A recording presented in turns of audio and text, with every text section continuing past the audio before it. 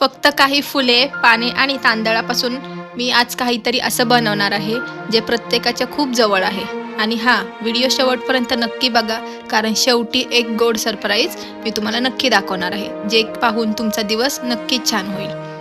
आपल्या देशावरचं प्रेम दाखवण्यासाठी दरवेळेस मोठं काहीतरी केलंच पाहिजे असं गरजेचं नाहीये. कधी-कधी आपली छोटी कृती आणि प्रयत्न खूप असतात. हे बनवताना मला खूप छान आणि प्रसन्न वाटतंय. जसे हे 3 रंग केशरी, पांढरा आणि हिरवा एकत्र येतायत. तसंच आपला देश विविधतेने नटलेला आहे. कमेंटमध्ये नक्की सांगा, यावर्षीचा सण तुम्ही कसा साजरा केला?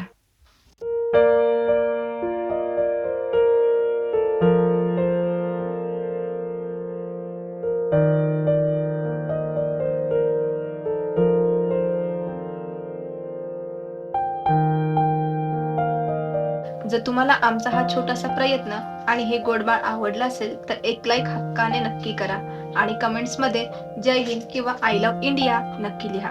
भेटूया पुढच्या व्हिडिओमध्ये. हे बघा आहे आमचं छोटंसं रत्न. ही निरागस स्माईलच तर आमचं सुख आहे.